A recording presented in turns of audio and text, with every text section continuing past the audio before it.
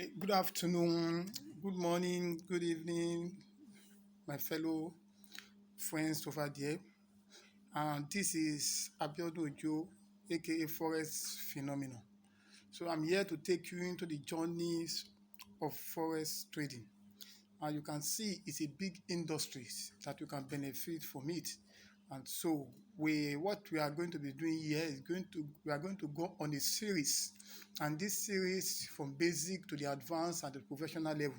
And I want you to watch out to listen just for you to educate yourself, because at the end of everything you will have the cause to thank God that you ever come to this channel. The forex industry is a very large industry, so you can take advantage of the price movements in order to make profits and in order to have a living. We have people that are full-time trader. We have the people that are, even though you are working, you can still be part-time traders. And so this market is unlimited market. And so we are talking about exchange one currency from one currency to the other. And so that is the reason why you have, if as you come to this channel, believe that after all this training, there are basics.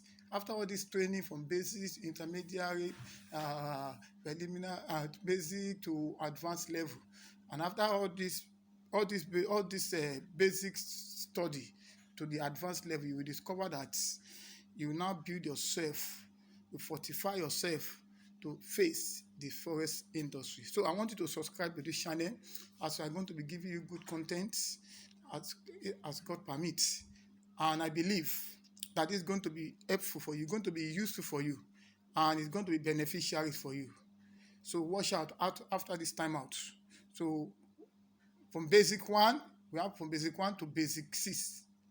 So we are going to cover all those study. In that basic one, we have 4 study under basic one. Under basic 2, we also have some study under basic 2. So you can take advantage of this study so that at least you can prepare to take advantage of the forex industry. So as once again, I'm Abiodun Ojo, aka Forex Phenomenon. So subscribe to this channel. God bless you. Thanks.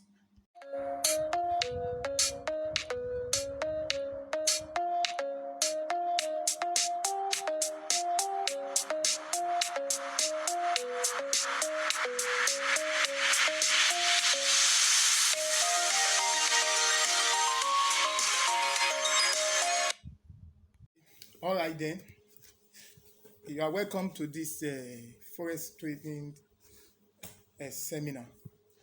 And so today we are going to study some basic requirements in forex trading. Before you begin to trade forex, you have to understand these basics so that in the long run, when you come across similar things, you will be able to navigate yourself in the forex industry. And that is the reason why this basic is necessary. So we have basic 1 to basic 6. But today we are going to look into basic 1. And under basic 1, we have 5 study. Then study 1, we talk about history of forex. Study 2, we talk about market participants. Study 3, talk about what is forex trading. Study 4, we talk about what is traded in forex. What are those things that we are trading? Number 5, we look at when to trade forex markets. Then the last but not the least, talk about buying versus selling. So as God permit us, let's dive in straight. So go back to study 1 of basic 1. Basic 1 of study 1, yes, okay. You can see either way. So we talk about history of forex. You know, in the ancient time, we are told that time they are using some strategies in order to exchange goods and services. You understand?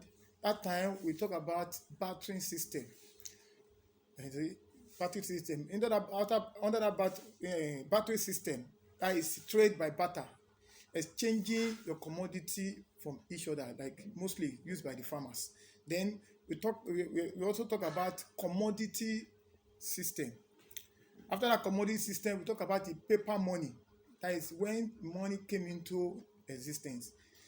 So then we now talk about lastly market, the market exchange forex exchange markets. And so in that four scenario, we are going to look at barter system. Barter system, we are told in those days, people exchange what they have from each other.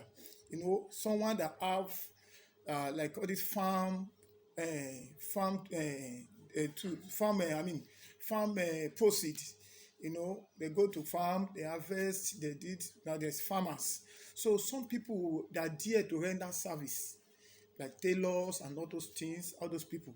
So when the tailors that is not a farmer, he needs to buy something, to get something. So he have to trade his own service for that, for the product is wanted to buy, he wanted to is looking for, and that is the reason why in that time. So we have discovered that that system have limitation.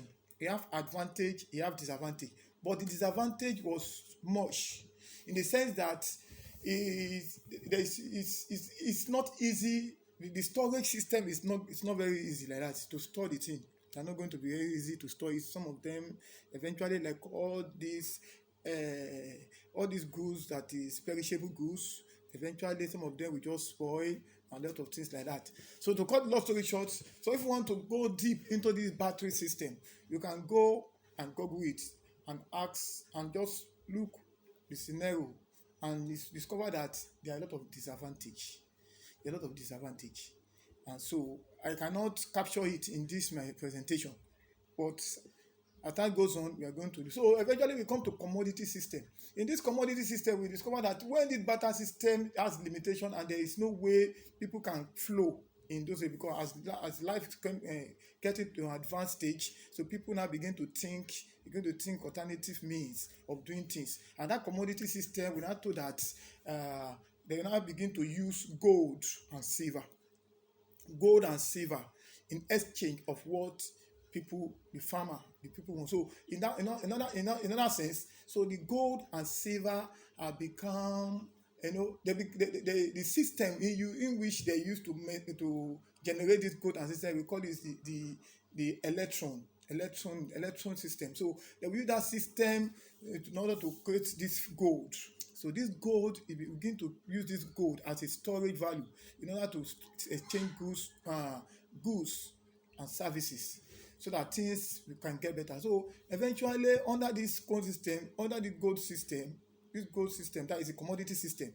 We talk about gold, we talk about silver, we talk about coinage. That is, they begin to put the gold in a particular form. So under this system, if you want to know more of it, you can also go to this thing. You can also Google it and look a broader way so that you can understand better. I'm just giving you the introduction. I'm not getting deep into all those things. Then eventually we now come back to this uh, paper money. This paper money was invested by China in many centuries ago, and when they discovered that these gold systems also, when the price fall, it's going to be a free fall. There's nothing to control, no data, no economy, nothing to control the free fall. So the gold will just fall. The thing will also, there was no regulation, so they have to come to paper money. And so this paper money now, so the gold is a storage value. So you can use this paper money, you can exchange your gold, gold with paper money. And so this paper money is easy to carry about. It's easy for exchange transaction. So it's flexible. It's, a lot of things have an advantage. And so eventually, after this paper money, after the introduction of the paper money, then we now discover that this paper money also, in the middle of to exchange this paper money from one country to the other, they find it difficult. So that is the reason why they now look at what are they going to do. So that is why they now come to this exchange. That is we now introduce this economic data in order just to guide this system. Economic data, the exchange system, that is foreign exchange system, so that when the one country from the other, we are going to be exchanging currency from each other, uh, so that the people, because they discovered that in those days this paper money, in order to regulate this paper money so that people will not be printing paper money anyhow, just a country, when new country is formed, that we need money for development of infrastructure, a lot of things. So in order for the country not to be printing the money anyhow, they have to do this. They have to set up some organization. That is where we see IMF, that is International Monetary Fund, and that is why we see this world banks. They come into the system so that this money, they can be borrowing their money. So the money can be, regulated, can be controlled. And in those days, we are told that instead of gold is reserve, is for reserve. So now they not agree on using dollar, that is United States dollar, that is dollar. So they begin to use dollar as exchange rate, that is called the money that is acceptable. So if you want to use it, so they can control the excesses and a lot printing of much money. And that is what happened in those days. And eventually along the line, we now discover that this IMF, they are the people that now look inward, and that's okay. What we are going to use in order to control this thing is that there are going to be an economic data. This economic data, all the central bank, they have like interest rates, that unemployment rate, CPI, consumer price index, FOMC, Federal Open Market Committee. All these are news data that to regulate the fall and the rising of the money and the money. And so that is the reason why it is easier for the money to be exchanged from one country to the other, the currency to be exchanged from one country to the other. And that is just the history of FOREX. And so eventually now get into so when the exchange became regulated, it became standardized. So people now began to exchange commodity and currency from one country to the other, and that is how that is how we get all those history of forex trading. And so as this is just the preliminary, I just go to the just basics. I didn't go in depth. So if you want to know more about it, you can go and Google it, look at what, or you call me. You can give me a call, or anyhow you can. My link is in the description. You can just click it, because I have a lot of things to discuss with you. So you can subscribe to this channel if you like this type of content. So I believe, so next time we meet, we are going to start from basic 1, study 2. Thank you, and God bless you.